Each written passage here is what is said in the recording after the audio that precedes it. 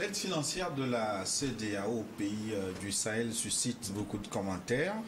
Une enveloppe $1,9 million pour chaque pays, destinée, dit-on, à la lutte contre le terrorisme, dans un contexte où la communauté sous-régionale refuse toujours de reconnaître certaines de ses autorités, les autorités des États bénéficiaires, comme le Niger. Décryptage d'une générosité qui fascine autant qu'elle inquiète, avec deux de nos consultants préférés au plateau. Innocent Pato est avec nous.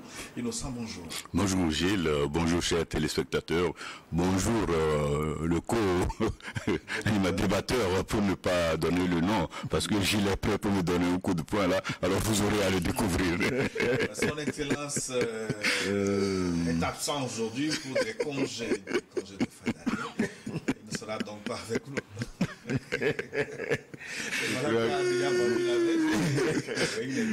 Je crois que les congés de fin d'année sont très bons pour nos enfants, les élèves, les étudiants, les collégiens et les écoliers. C'est eux qui prennent le congé de fin d'année pour fêter Noël et Nouvel An. En tout cas, voilà. Je les souhaite. C'est fait très bon. En tout cas, Sophie Okekewe, journaliste, ancien ambassadeur du Togo, Innocent Pato, journaliste également, analyste politique.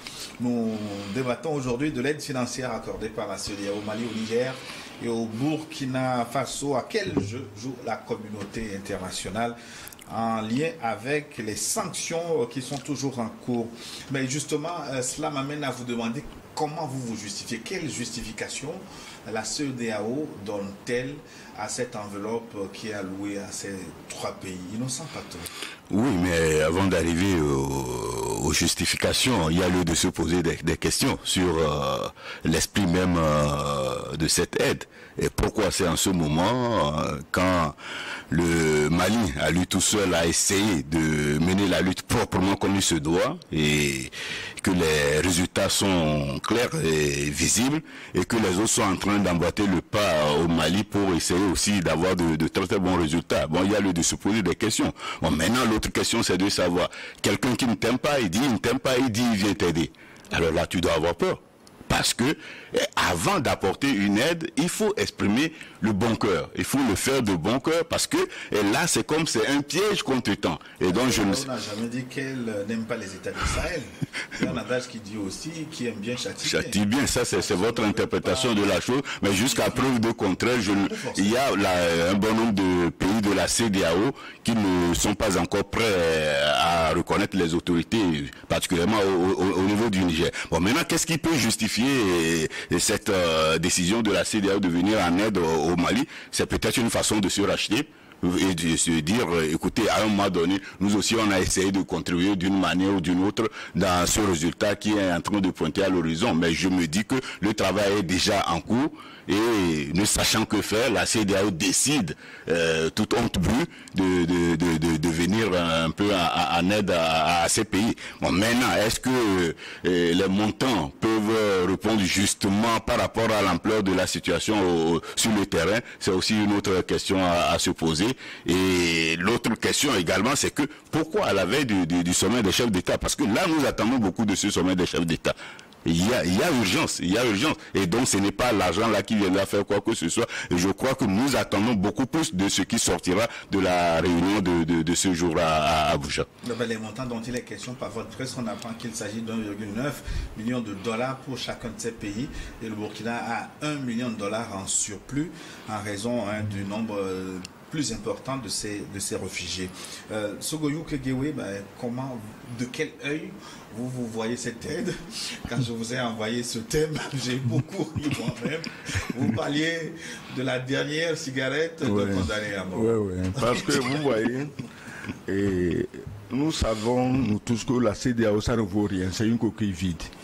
Vous en parlez comme si c'était une organisation sérieuse et autonome.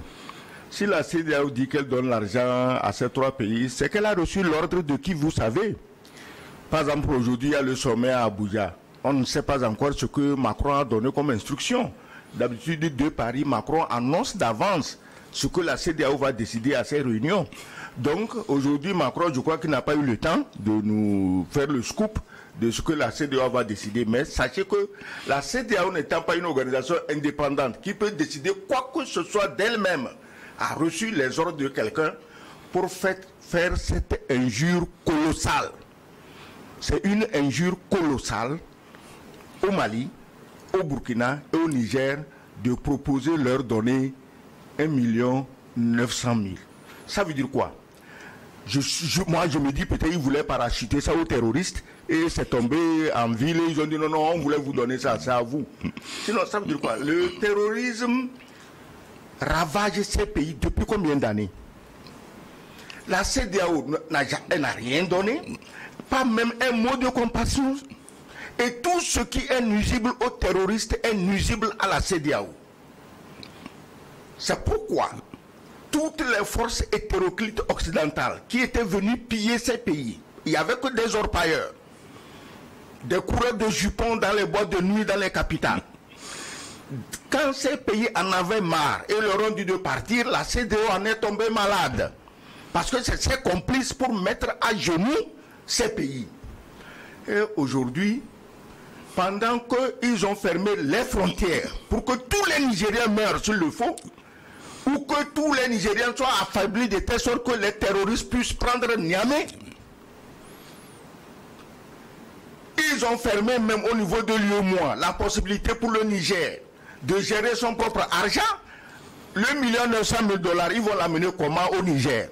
Dans une mallette, puisque le circuit bancaire ne marche pas au Niger pour que les Nigériens puissent avoir accès à cet argent. Alors, c'est pourquoi je t'ai dit, le 1 900 000 $, c'est la cigarette, la dernière cigarette aux condamnés. Tu sais, quand tu es condamné à être fusillé, pendu, à la dernière minute, on te demande, écoute, si tu as un dernier vœu, tu nous dis on l'exécute. Il dit oui, oui, je veux une cigarette. Bon, on lui amène la cigarette, gentiment, on la lui allume, et après on te fusille.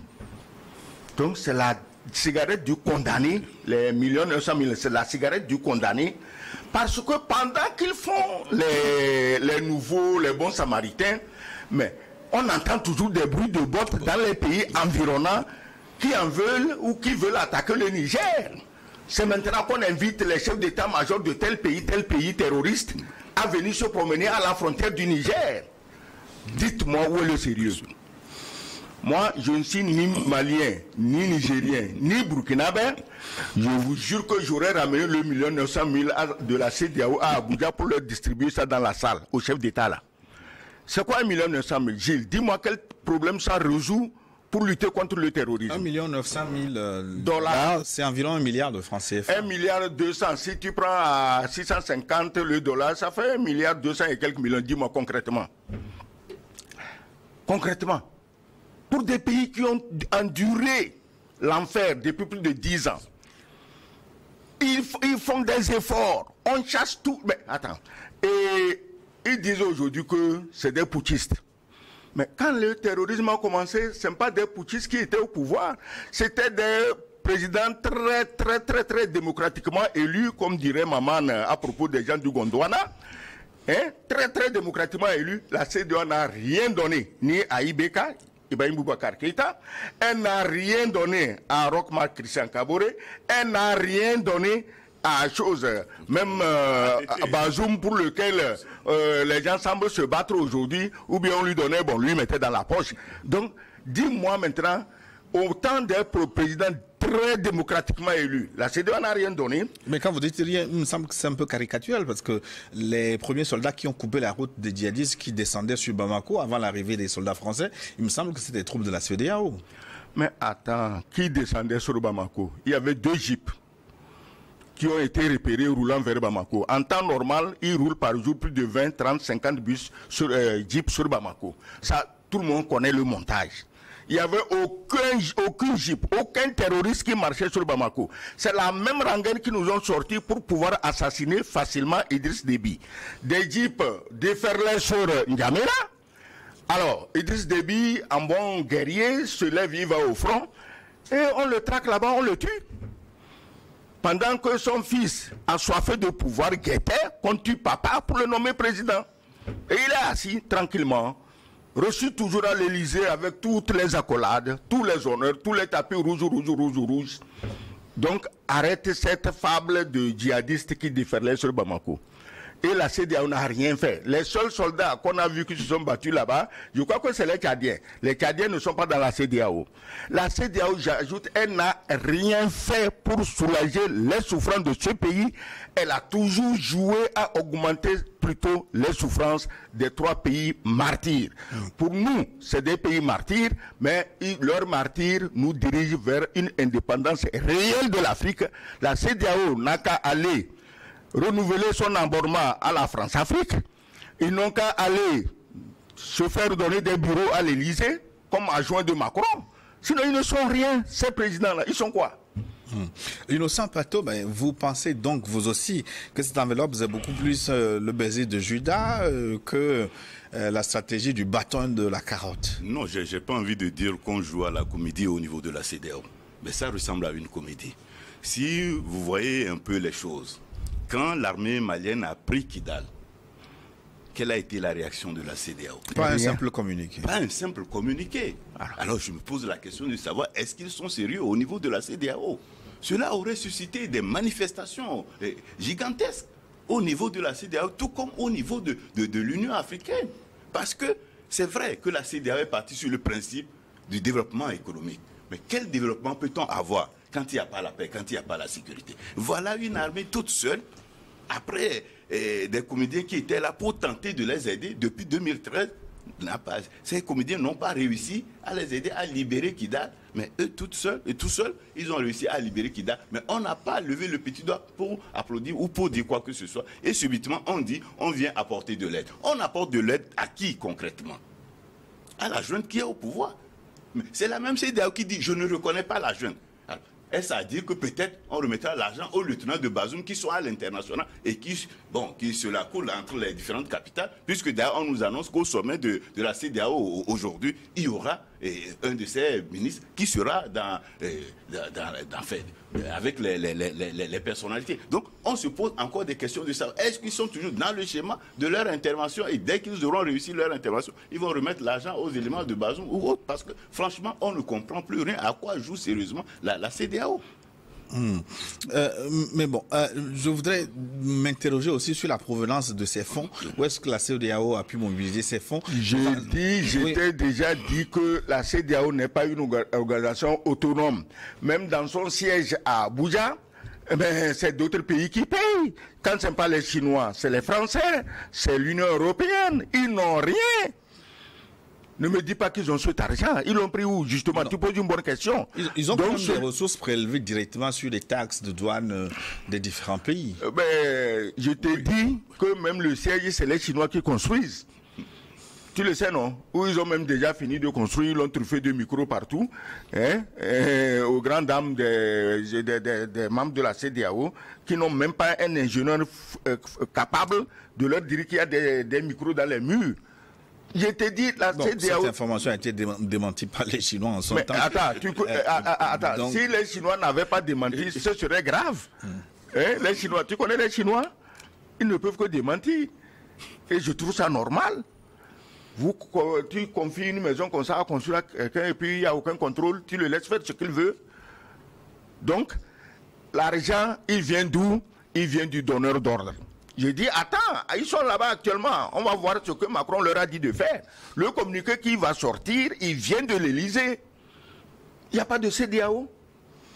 Le communiqué sortira de l'Élysée. Oui, mais l'excellence, ce n'est pas caricatural. Non, ce n'est pas caricatural. Quand tous les faits de la CEDEAO. Non, quand Macron nous avait, dans le cas du sommet Accra, nous avait dit ce qu'il a dit au président de la CEDEAO, au président Akufo-Addo, ce qu'il a dit de prendre comme décision et sanction contre le Mali.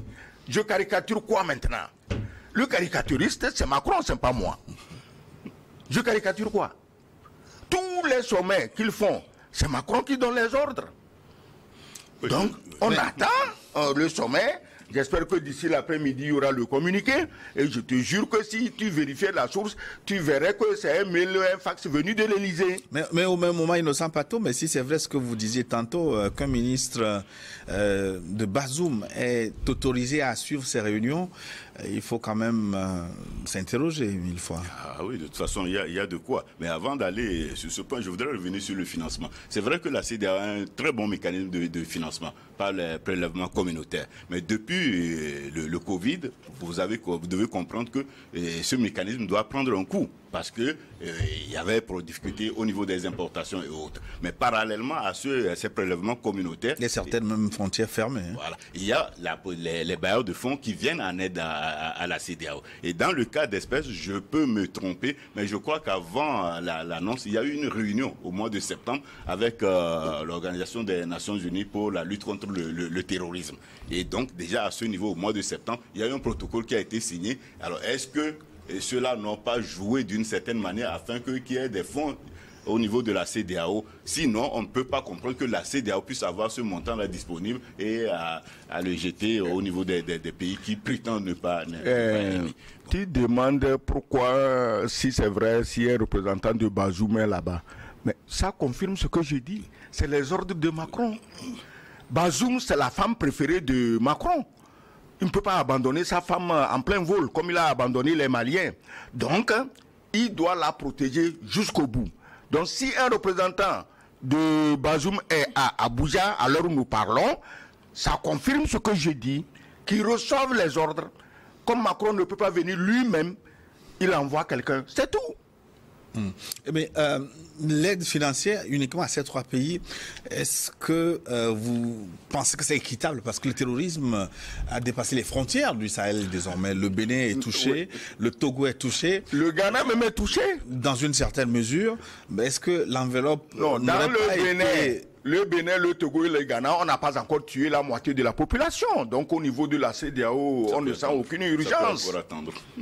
On n'a pas encore tué la moitié de la population. Les terroristes n'ont pas encore pris des villes, des villages, des régions. La CEDEAO doit les laisser libres, leur laisser libre cours, occuper nos pays au quart, au tiers, avant d'envoyer peut-être un jour 1 500 000 francs CFA. Tu comprends ça? La CEDEAO ne veut pas lutter contre le terrorisme. Elle intervient, si c'est le cas, dans les pays qui sont en train de vaincre le terrorisme. Pourquoi elle intervient? Djibo, elle a donné combien? Les 3 000 terroristes, les 1 900 000 ne suffit pas, ça ne fait pas 1/10 de ce qu'il faut leur payer. Les 3 000 terroristes qui couraient sur Djibo. Donc, écoutez, je dis, c'est une farce de très mauvais goût, d'autant plus que s'ils ont pris conscience aujourd'hui et veulent aider ces pays, ils n'ont qu'à enlever les embargos scélérats assassins qu'ils appliquent aujourd'hui contre le Niger. Ça serait une preuve de leur bonne foi et nous tous, nous serions ici en train d'applaudir.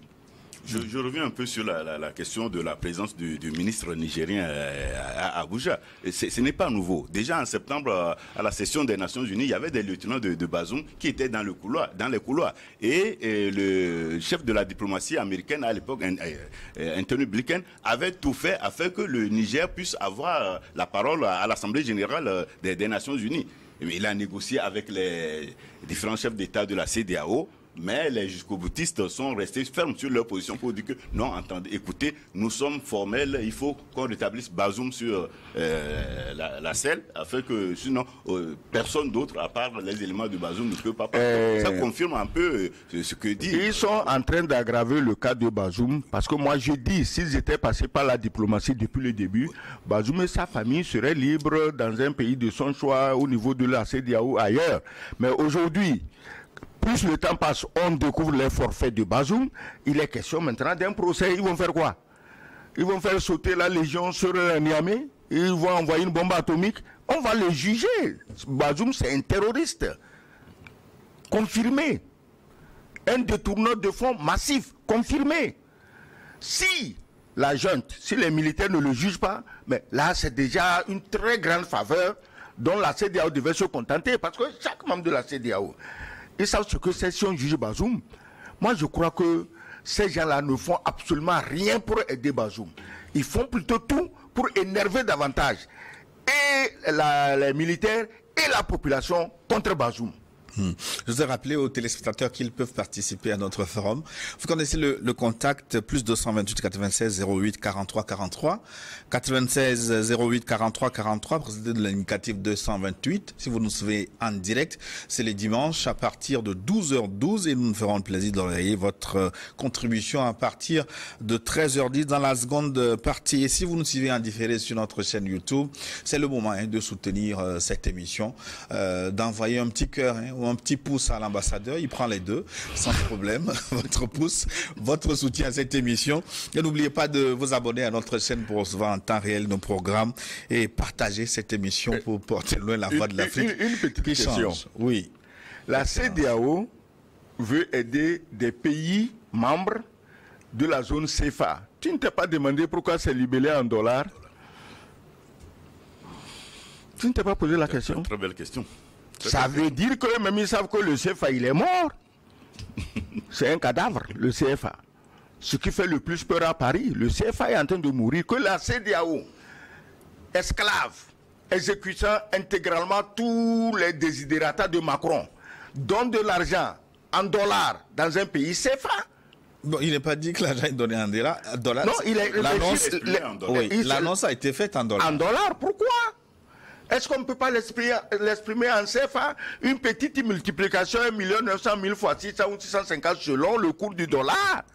On ne peut pas le faire pour nous donner le montant en CFA, puisque nous sommes les esclaves de la monnaie Adolf Hitler. Ils devaient mettre ça dans la monnaie Adolf Hitler pour nous dire. Innocent Pato, est-ce que la CEDEAO n'avait pas meilleure aide à faire à ces trois pays plutôt que de l'argent? Moi, je pense sur le plan symbolique, les plaintes de ces pays contre les puissances étrangères, les différents pays, les trois, disent que le terrorisme a ses sources dans l'impérialisme pénitent. Pourquoi la CEDEAO ne se saisit pas de ce dossier pour techniquement chercher, fouiller et valider ou infirmer ces accusations pour qu'on s'attaque maintenant à la meilleure stratégie de repousser les terroristes en connaissance de cause plutôt que de donner de l'argent en l'air? Oui, et si je ne vais pas trop vite en besogne, je dois dire que la réunion d'aujourd'hui de la CEDEAO sera une réunion très très capitale. Ça va chauffer.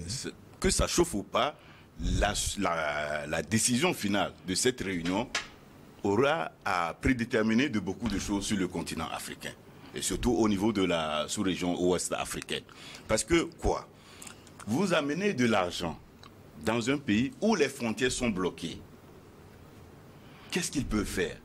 Même les produits de première nécessité ne peuvent pas arriver.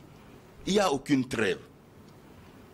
Vous voyez? Et donc, actuellement, c'est comme si on se moquait de ces peuples, particulièrement du peuple nigérien. L'idéal aurait été quoi? Qu'on fasse tout, qu'on patiente un peu, et que là, aujourd'hui, tout le monde puisse militer à la levée des embargos.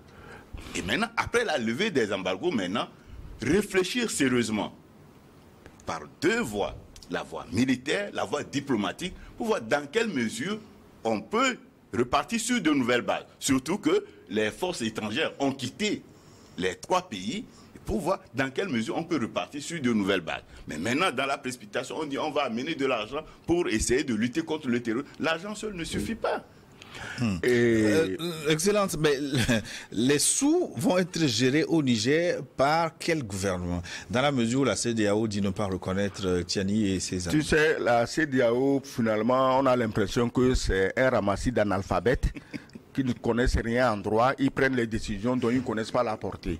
Moi, je dis ceci. La CEDEAO a été créée majoritairement par des militaires, dont la plupart étaient des putschistes, hein.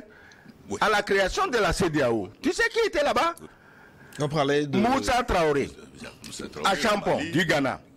Yazimbe Yadema du Togo, Yakubu Gowon du Nigeria, comment on l'appelle? Je te dis, Mathieu Kérékou. Tous étaient des putschistes certifiés ISO. Est-ce que tu comprends? Si aujourd'hui, ces fantoches, soi-disant démocratiquement élus, ne sont pas contents, ils n'ont qu'à aller créer autre chose. on va laisser les militaires créer la CEDEAO ou diriger la CEDEAO. Parce que la CEDEAO des pères fondateurs n'a rien à voir avec leur lubie, avec leur méchanceté, leur cynisme, leur tendance à s'auto-détruire. Ces civils trop démocratiquement élus, ils n'ont qu'à quitter la CEDEAO, la laisser aux militaires qui l'avaient mise en place et qui savaient la gérer correctement dans l'intérêt des populations et non de 2 ou 3 chefs d'État. Bon, maintenant ma question, qui va gérer les fonds au Niger? Mais qui va gérer les fonds? J'ai dit, c'est pourquoi je dis, on dirait qu'on a affaire à une bande d'analphabètes. D'ailleurs, je me pose même la question, est-ce que la CEDEAO a annoncé officiellement qu'elle veut donner l'argent? Oui, moi, je me pose cette question. Par votre presse, il me semble que c'est un discours du président de la commission, Oumar Alou Touré, qui a annoncé Omar Alou Touré, là, c'est lui qui a fait le tour de toutes les capitales européennes pour demander qu'on crucifie le Niger. Lui, personnellement. Mais ces gens-là, Gilles, il faut les amener un jour à la CPI, c'est des criminels. Ce gars-là, dont tu viens de donner le nom, il est plus criminel que les chefs d'État. Il était en Italie, à une réunion, rien que pour demander la tête du Niger. Mais moi, si je suis Niger et on me dit que l'argent vient de ce type, je ne prends pas. Mais d'abord, techniquement, quelles autorités vont réceptionner cette... Non, mais enfin, moi, je suis tenté de te retourner la question, parce qu'il y a quelque chose de complexe dans ce qui se joue. Bon, est-ce que on le fait juste pour faire plaisir à la communauté internationale, à la communauté de la CEDEAO? Je ne vois pas ce que l'argent là va faire. Mais au même moment, les frontières sont fermées. Les produits de première nécessité n'arrivent pas à atterrir à Niamey ou à atteindre le Niger, tout comme les autres pays. C'est très délicat, très dangereux. Et à la longue, il y a lieu vraiment de situer les responsabilités pour voir qui a joué quel rôle à un moment donné, et que les gens puissent répondre de leurs actes. Parce qu'effectivement, on finit par se rendre compte que, mais au niveau de la CEDEAO, ce ne sont pas nos chefs d'État. Ils sont là pour eux-mêmes, ou certains sont là pour eux-mêmes. Sinon, les chefs d'État que nous avons élus se doivent d'entendre nos cris de détresse. Nous sommes dans des situations difficiles. Nous étions avec Bazoum. On ne veut plus de Bazoum.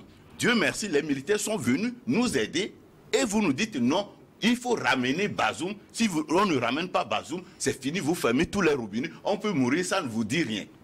Écoutez, vous avez vu les vidéos circuler sur les réseaux sociaux, quand on a demandé à un chef d'État la clémence pour une dame. Vous avez vu sa réaction? Mais ce monsieur, il fait partie des gens qui demandent à ce qu'on remette Bazoum sur le plan. Si toi, tu ne peux pas pardonner, pourquoi tu veux qu'on pardonne à Bazoum? C'est pas de la comédie, ça?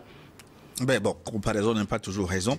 Ce que je voudrais vous demander, mais est-ce que cette annonce d'aide aux 3 pays du Sahel a un lien avec le sommet qui se tient aujourd'hui à Abuja? Est-ce que le ton de ce sommet va changer en considération des déclarations qu'on a eues, par exemple, du président en exercice Bola Tinubu, qui a dit finalement qu'il tient compte désormais des cris de son peuple? Est-ce que le ton de ce sommet va changer? Bola Tinubu, comme tout pays anglophone dans notre région ici, a quand même des reliquats démocratiques dans ses faits, gestes et déclarations. Parce que lui, il tient compte de la réaction de son Sénat, de son Parlement et de sa population, surtout les populations du Nord. Mais le pays à côté a la même configuration. On n'a jamais posé la question à un député. Au contraire, quand un député sort pour s'exprimer contre ça, ben, il est marginalisé, ostracisé. Et il n'y a pas de pardon. C'est un pays où pardonner devient un péché. Il n'y a pas de pardon. Et maintenant, les anglophones, le Ghanéen, il est devenu muet comme une carpe. Depuis que les Ashanti, le roi Ashanti a dit, arrête la plaisanterie, nous on n'est pas dedans. Donc, les pays anglophones qui connaissent au moins le sens de démocratie et de démocratiquement élus, on peut compter sur eux. Mais les démocratiquement nommés à l'Élysée, il n'y a rien à attendre d'eux. Il n'y a rien. Quand tu vois un petit Jojo à Saint-Pétersbourg qui refuse même de figurer sur la même photo que les 3 sauveurs de l'Afrique, Assimi Goïta, Ibrahim Traoré et les sauveurs de l'Afrique. Voilà. Actuellement, c'est les 3 sauveurs de l'Afrique. Et il y a un, Poutis d'ailleurs lui-même, qui refusent de figurer sur la même photo qu'eux. Mais la CEDEAO est l'école des hautes études en hypocrisie. Je ne sais pas si le créateur des forces anti-putsch, qui est actuellement en train de faire un putsch contre son peuple, mais je ne sais pas s'il sera à Abuja. En tout cas, s'il va là-bas, comme d'habitude, la CEDEAO étant chargée de protéger les syndicats, c'est comme les familles mafieuses à New York. On se protège, on ne se tient pas la main. Mais s'il va là-bas, je ne vois pas un seul parmi eux en train de lui dire hey, mon ami Embalo, bon, va doucement, ton coup d'État constitutionnel risque de porter ombrage au coup d'État constitutionnel déjà consommé. Parce que ça rappelle aux gens ce que nous on a fait. Laisse ça. Mais ils ne le feront pas, ils vont le soutenir. Et tu sais qui la CEDEAO condamne là-bas? Les putschistes. Il n'y a jamais eu de putsch. Je ne connais pas un seul militaire intelligent qui veut faire un coup d'État dans un pays et qui va attaquer un commissariat de police. Il y a quoi là-bas? L'armurerie est là-bas? Leur chef, les généraux, est-ce qu'on les a enfermés au commissariat? Non, il n'y avait aucun chef militaire enfermé. Mais Embalo a besoin de ça aujourd'hui, comme il est conseillé par qui nous savons, hein, son frère Macky Sall et l'autre spécialiste du viol des constitutions. Mais on lui a dit, mais profite-en hein, pour te débarrasser de cette opposition qui t'a battu aux élections législatives. Voilà les gens démocratiquement élus. Si tu renverses Embalo aujourd'hui, on va dire « Ah, président démocratiquement élu ». Or, en 1980, Embalo, sachant qu'il perd les élections jusqu'au soir, il a ramassé des militaires, ils sont allés dans les bureaux de vote pour ramasser les urnes et le proclamer président. Voilà le président démocratiquement élu qui terrorise les dignes fils de l'Afrique dans le Sahel. Mais dans ce plateau, est-ce qu'il faut mettre en lien l'aide du Niger avec le sommet de la CEDEAO d'aujourd'hui? On est tenté, mais est-ce que c'est de la plus belle manière? Je me pose la question. Parce que, pourquoi à la veille du sommet? Pourquoi à la veille du sommet? Et il y a un danger que je tente de voir venir. Parce que, au final, c'est comme si la commission de la CEDEAO fait ce qu'elle veut et les chefs d'État peuvent faire ce qu'ils veulent. Et donc, je ne vois pas de coordination au niveau de la CEDEAO. Autrement dit, on aurait pu patienter un tout petit peu, attendre les décisions de la réunion d'aujourd'hui et de voir dans quelle mesure, après, se réunir à nouveau peut-être, ou bien réunir les intelligences au niveau de la CEDEAO. Il y en a, hein, c'est vrai que la CEDEAO est malade, mais il y a des intelligences au niveau de l'institution et ces intelligences pourront réellement faire le travail et voir qu'est-ce qu'il faut concrètement pour ces trois pays. Est-ce qu'il faut juste aller injecter de l'argent pour de l'argent? Non, et on doit partir sur un programme, sur un plan bien défini, un plan d'action pour voir dans quelle mesure essayer d'éradiquer le problème de terrorisme au niveau de ces trois pays. Mais le terrorisme au niveau de ces trois pays, c'est pour toute la sous-région. Mais qu'est-ce qui va être dit on va faire le devin à ce sommet-là. Quelles sont les décisions probables qui vont sortir? Et il y a deux situations possibles.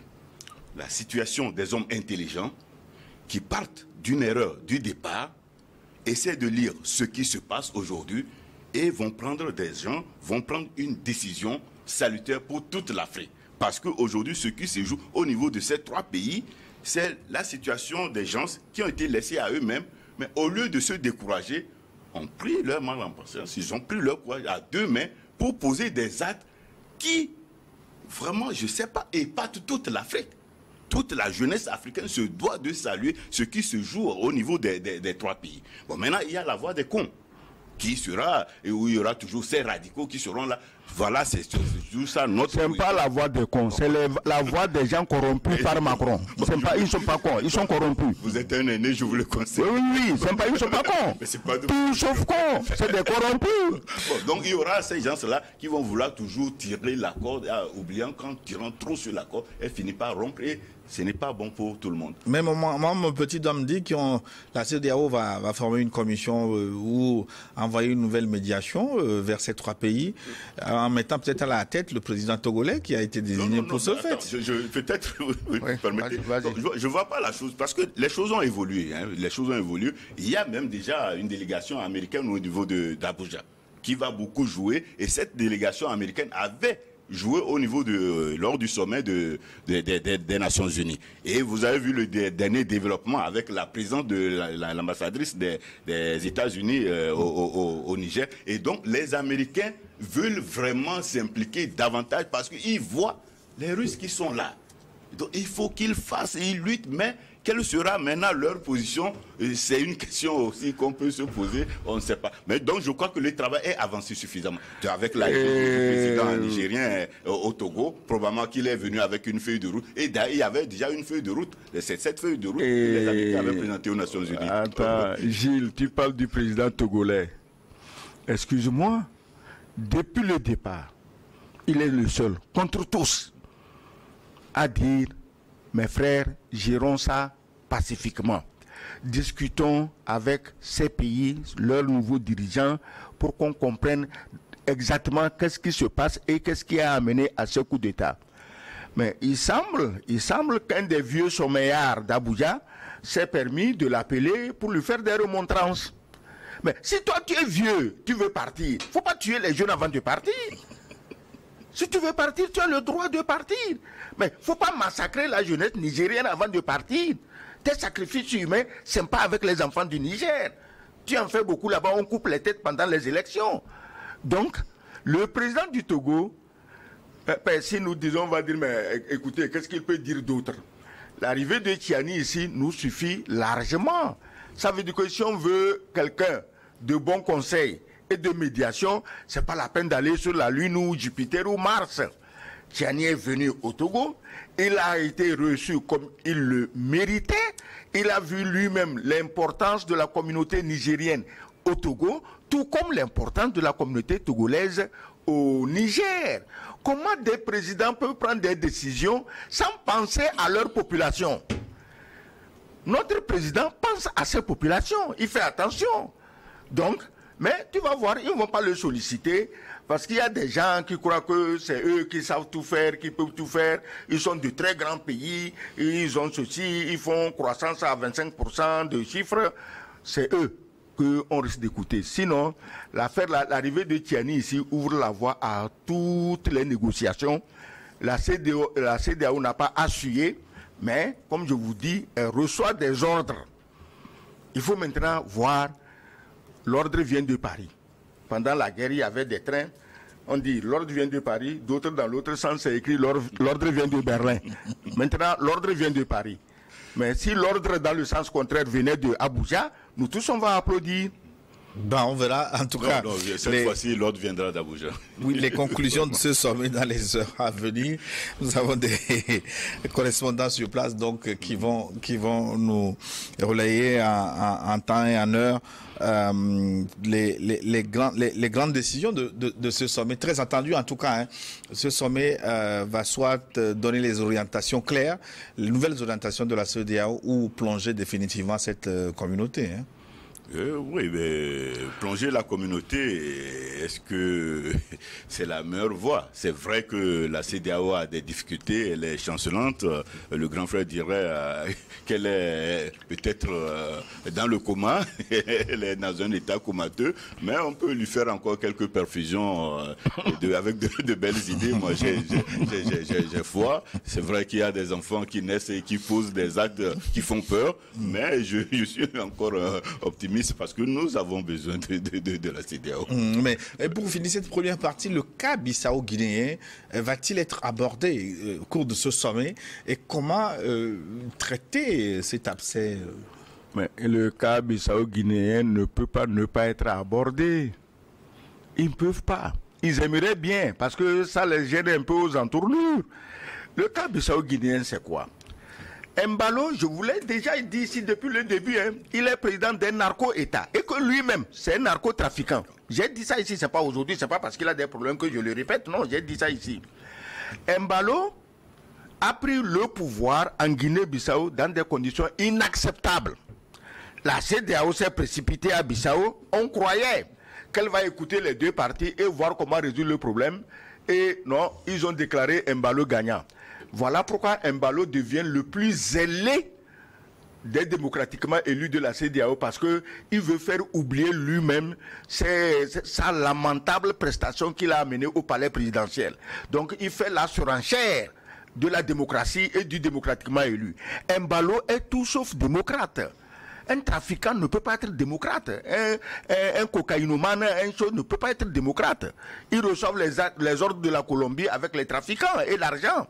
Donc, aujourd'hui, il a été renversé démocratiquement. C'est-à-dire qu'il a perdu la majorité à l'Assemblée et l'opposition est à l'Assemblée.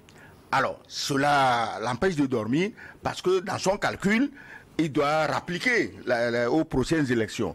Comment peut-il rappliquer quand l'opposition est déjà majorité à l'Assemblée? L'élection à la présidence, automatiquement, c'est pour le leader de l'opposition. C'est ça qu'il veut combattre. Et comme il a de très bons conseillers en la matière, tu vois ce qui arrive à Sonko, aux choses à Dakar, au Sénégal, c'est ça qu'il veut faire à Pereira. Il dit qu'il va arrêter. Quelqu'un a gagné les législatives. Il est président de l'Assemblée nationale. Tu inventes une histoire farfelue de coup d'État et tu dis tu vas l'arrêter. Et lui, il a dit, nous, on connaît nos droits et nos devoirs. J'espère que Embalo, il n'est pas francophone d'origine, mais j'espère qu'il a compris le message. Parce que toute la population, le peuple soutient le président de l'Assemblée nationale. Donc depuis quelques jours sur la Guinée-Bissau, c'est silence radio. Les communications même sont coupées. Voilà, il veut faire coup d'État en vase clos. Mais ça ne peut pas passer. Embalo ne peut pas réussir le coup d'État constitutionnel. Même si ses amis qui ont l'habitude d'envoyer 800 soldats à gauche, 800 soldats à droite, s'ils veulent, ils n'ont qu'à les envoyer à Bissau. Ils vont voir qui sont ces Bissau-Guinéens. Ils n'ont qu'à essayer. Innocent Pato, c'est clair dans la constitution bissau-guinéenne qu'on ne peut dissoudre l'Assemblée nationale qu'après 1 an d'exercice. Il s'en fout. Comment se fait-il que Umaru Sissoco Embalo prend une décision de dissolution de l'Assemblée nationale moins d'1 an avant, en tout cas, sa mandature? Il l'a fait parce que on finit par comprendre qu'au niveau de la CEDEAO, c'est un syndicat. Et autrement dit... Bon, il n'est pas dit que c'est la CEDEAO qui lui a demandé de prendre cette décision. Autrement dit, voilà un point sur lequel la CEDEAO se devait de réagir très rapidement. Très rapidement, avant même le sommet. Naturellement, avant le sommet. Et inscrire ce point-là à l'ordre du jour au niveau du sommet. Ne soyez pas surpris quand vous dites que ce point-là a été renvoyé pour un autre sommet, juste pour ne pas... Pour le laisser finir le coup d'État. Le travail qu'il a entamé. Et donc, vous voyez que, et quelque part, nous jouons à la complaisance au niveau de la CEDEAO. On a cité ici le cas Sonko, on a laissé faire. On a laissé faire. Mais non, écoutez, il faudrait un peu plus de sérieux. La CEDEAO a des têtes, il y a des hommes intelligents. Si nos aînés sont fatigués par l'âge, ou les responsables des commissions sont un peu fatigués par l'âge, qu'ils cèdent, qu'ils laissent le travail aux jeunes et qu'ils peuvent produire de très bons rapports, de donner de très bons conseils aux chefs d'État qui pourront agir comme j'ai écouté un universitaire nigérien au cours d'une réunion la dernière fois se plaindre du nombre d'expatriés, consultants, cadres de la CEDEAO. Il se disait, mais on ne peut pas avoir une organisation sous-régionale et avoir autant de personnel étranger. Étranger de quel pays? Je ne veux pas citer. Non, mais il faut citer. Oui, mais lui, il disait des Français, donc cadres, travaillent à la CEDEAO. Il dit, mais ils sont très nombreux. Que font-ils? Est-ce qu'on peut avoir... La France, n'ayant plus les moyens de sa politique, avec plus de 3 000 milliards de dettes, elle ne peut que nous fourguer tous les clochards de Paris comme conseillers. Il faut quand même leur trouver une place. La preuve, même les militaires, on veut qu'ils les ramènent, elles n'arrivent pas, parce qu'elle n'a pas les moyens pour les payer. Et ceux-ci risquent aussi, ayant appris en Afrique... Ceux qui sont dans les pays, ils sont payés également. Ils sont payés, mais pas illimités. On ne peut pas augmenter d'une manière illimitée le nombre de soldats français. Donc, comme ceux-là, à travers tout le Sahel, ont appris les ficelles de coup d'État, Macron n'a pas du tout intérêt à les trouver dans les rues de Paris sans salaire. Parce qu'au coup d'État, ça peut arriver à tout le monde. En France aussi, il y a eu des coups d'État, hein. Attention. Il peut en avoir. Il y a eu des coups d'État. Bon, il y a eu des velléités, quelques...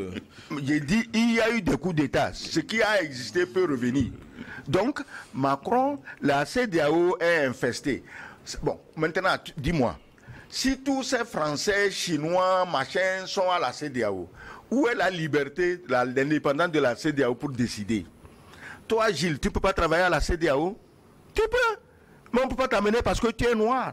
Les noirs là, nos dirigeants là, ils sont contents que quand ils voient un petit minus de blanc avec eux. Sans le blanc, ils ne sont pas à l'aise. C'est normal. C'est normal. Innocent Pato. Ouais, non, si je dois ajouter, c'est pour dire que si on a beaucoup d'étrangers, d'expatriés avec nos institutions telles que la CEDEAO, il y a danger, il y a péril en la demeure. Parce que ces conseillers-là ne vont pas vous donner les conseils qui vont à votre avantage. Ils orienteront toujours la couverture vers eux, vers leur pays, vers leurs intérêts. Et comme nous l'avons toujours dit sur ce plateau, les États n'ont pas d'amis, ils n'ont que des intérêts. Vous voyez, il est temps, l'heure a sonné pour que l'Afrique se réveille, pour que l'Afrique fasse du bon travail comme il se doit. Et je salue encore une fois ce qui se fait au niveau du Niger, du Burkina et du Mali. Aujourd'hui, la CEDEAO doit s'inspirer de ce qui se fait là-bas pour repenser carrément notre institution sous-régionale. C'est très important. Même l'Union africaine se doit d'aborder, d'approcher ces pays pour s'en inspirer et voir dans quelle mesure on peut réorganiser tout le continent africain. Restez avec nous durant la pause. On va tenter de voir si on peut glaner quelques informations du côté d'Abuja pour voir ce qui se passe actuellement lors du sommet de la CEDEAO. Nous allons marquer une pause. N'oubliez pas, faites-le tout de suite maintenant. Likez cette émission avec votre petit pouce. C'est votre manière de contribuer donc à la promotion de cette émission. Si vous l'aimez, bien entendu. Puis partagez New World Forum pour porter loin la voix de l'Afrique qui change. À tout de suite, chers amis.